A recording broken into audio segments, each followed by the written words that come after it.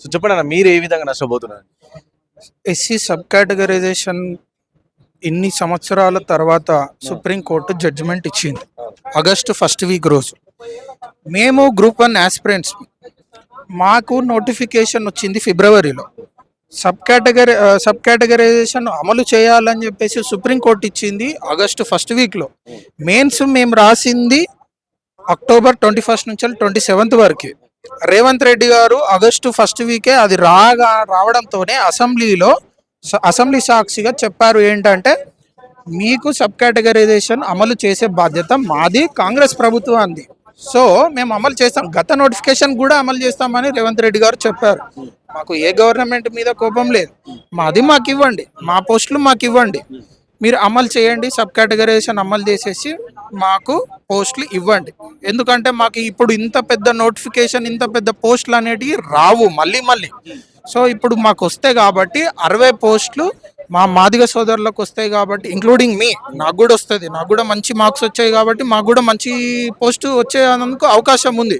So మీరు అది అమలు చేస్తే మంచి పోస్ట్ వస్తుంది, మీరు అమలు చేయలేదంటే నాకు తక్కువ పోస్ట్ వస్తుంది, నాకంటే ఎక్కువ మార్క్స్ వచ్చిన వాళ్ళకు అసలు రాదు, ర్యాంక్ రాదు, పోస్టు రాదు. సో మళ్ళీ ఇంత పెద్ద నోటిఫికేషన్ రావాలని అంటే చాలా సంవత్సరాలు వెయిట్ చేయాలి. ఇప్పటికే తెలంగాణ మనం అంటే ఈ కాంగ్రెస్ ప్రభుత్వం వచ్చింది, ప్రజాపాలన కావచ్చు, విద్యార్థుల పాలన కోసం వచ్చింది, అంటే ఉద్యోగాల నియామకాల కోసం వచ్చింది కాబట్టి, సో నెక్స్ట్ రెగ్యులర్ గా నియామకాలు ఉంటాయి, సో వీటిలో ఎందుకు అని చెప్పేసి కూడా గవర్నమెంట్ చెప్తా ఉంది కదా. అవును, అది కరెక్టే. వీటిలో అంటే ఇప్పుడు గ్రూప్ 1 నోటిఫికేషన్ రాబట్టి తెలంగాణ 2014లో వచ్చింది, ఇప్పుడు 2025లో ఉన్నాం. గత 10 సంవత్సరాలు 11 సంవత్సరాలు జరుగుతుంది. ఇన్ని సంవత్సరాలు లేని నోటిఫికేషన్ ఇప్పుడు వచ్చింది 563 పోస్ట్తోనే. సో మళ్ళీ ఎప్పుడు వస్తుంది? మళ్ళీ ఇంకొక 10 సంవత్సరాలు ఆగాల. మేము సబ్ కేటగరైజేషన్ అయ్యేం లాభం? సబ్ కేటగరైజేషన్ అసెంబ్లీలో పెట్టాం లాభము, మీరు ఇప్పుడే అమలు చేయండి. సో నేను ఏంటంటే గవర్నమెంట్ని, టీజీపీఎస్ని నేను అడిగేది ఒక్కటే, మీరు సబ్ కేటగరైజేషన్ అమలు చేయండి. అమలు చేస్తే నాకు మంచి పోస్ట్ వస్తుంది, మా కుటుంబం బాగుపడుతుంది.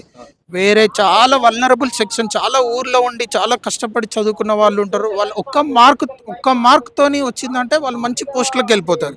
సో సబ్ కేటగరైజేషన్ అమలు అయితే వాళ్ళకు కూడా మేలు జరుగుతుంది, మాకు మేలు జరుగుతుంది. సో ఇంకొక విషయం నేను చెప్పదలుచుకుంది ఏంటంటే, ఎవాల్యుయేషన్ టీజీపీఎస్సీ గ్రూప్ 1 మెయిన్స్లో ఎవాల్యుయేషన్ సరిగ్గా జరగలేదు, యూపీఎస్సీ స్టాండర్డ్స్లో అస్సలు జరగలేదు. ఎవరెవరు ఎవాల్యుయేషన్ చేశారు అని అంటే, జేఎల్గా ప్రమోట్ అయిన వాళ్ళు డిఎల్గా ఉంటారు, వాళ్ళు ఎవాల్యుయేషన్ చేశారు ప్రాసెస్ని. నేను రాసిన ఆన్సర్స్ వాళ్ళకు అర్థం కాలేదు. వాళ్ళకి అర్థం కావాలంటే వాళ్ళు హైలీ క్వాలిఫైడ్ ప్రొఫెసర్స్ ఉండాలి. హైలీ క్వాలిఫైడ్ ప్రొఫెసర్స్ ఉంటే వాళ్ళకి అర్థమవుతుంది నేను రాసేది.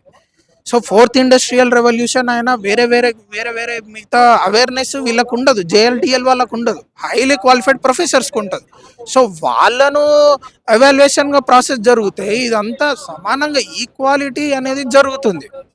సో నేను చెప్పేది ఏంటంటే, యూపీఎస్సీ స్టాండర్డ్స్లో ఎవాల్యుయేషన్ జరగలేదు, యూపీఎస్సీ స్టాండర్డ్స్లో ఎవాల్యుయేషన్ జరుగుతూనే అందరికీ సమానత్వం అనేది వస్తుంది. నాకు మంచి మార్క్స్ వచ్చాయి, అది కాదు, నేను 450 460 అనుకున్నాను కానీ రాలేదు. యూపీఎస్సీ ఇంటర్వ్యూ వరకు పోయిన వాళ్ళు కూడా వాళ్ళకు టీజీపీఎస్సీ గ్రూప్ 1 మెయిన్స్లో 45 మార్క్స్ వచ్చాయి. సో దీన్ని బట్టి ఏమర్థమైంది అని అంటే, యూపీఎస్సీ స్టాండర్డ్స్లో ఎవాల్యుయేషన్ జరగలేదు. I'm straightforwardly saying that it never followed the UPSC standards and the procedures. Rules and రెగ్యులేషన్స్ని ఏం ఫాలో కాలేదు.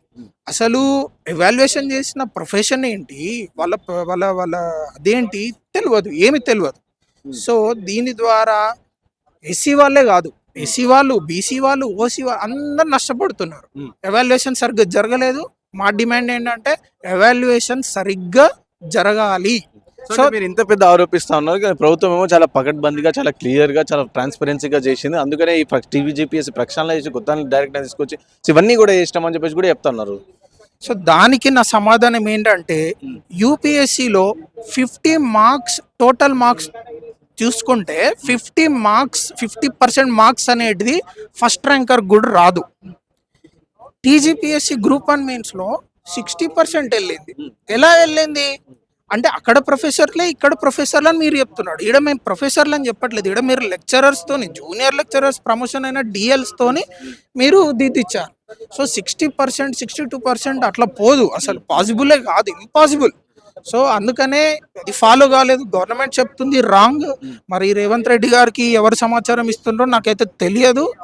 సరే తనకి తెలియదు అనుకుంటా, టీజీపీఎస్సీ చైర్మన్ కన్నా కనీసం తెలియాలి కదా, తెలియాలి. సో నేను అది 50% మార్క్స్ అయితే దాటవు యూపీఎస్సీ స్టాండర్డ్స్లో, ఏపీపీఎస్సీలో కూడా దాటలేదు. సో టీజీపీఎస్లో ఎలా దాటింది అంటే evaluation process, procedure, rules and regulation సరిగ్గా జరగలేదు. This is my answer. Thank you sir, thank you so much. So చూసారు కదా, విన్నర్ అంటే ప్రధానంగా చూసుకునేటట్టు ఎస్సీ వర్గీకరణ వల్ల సబ్ కేటగిరీషన్ అయితేనే తర్వాత అయితేనే మా మాదిగ జాతి కావచ్చు, మా దళిత జాతులు కావచ్చు, వాళ్ళని బాగుపడితే వాళ్ళంతా కూడా జాబ్స్ వచ్చే అవకాశం ఉంది. కానీ ఇవన్నీ మీరు ఏం చేయకుండా డైరెక్ట్ మీరు రిక్రూట్మెంట్ చేసి ఆల్రెడీ రిజల్ట్స్ ఇచ్చేసారు కాబట్టి సో డైరెక్ట్ ఒకవేళ మీరు తీసుకుంటే మాత్రం సో చాలా తీవ్రంగా నష్టపోతాం మేము అని చెప్పి చెప్తున్న పరిస్థితి. సో ఒకవేళ ఇది ఇలాగే కంటిన్యూ అయితే మా ఫ్యూచర్ కార్యాచరణ చేస్తామని చెప్పేసి కూడా నిరుద్యోగులు చెప్తున్న పరిస్థితి. కెమెరా పర్సన్ సాయితో నాన్న ప్రతాప్, వాహిని టీవీ ఫ్రమ్ హైదరాబాద్.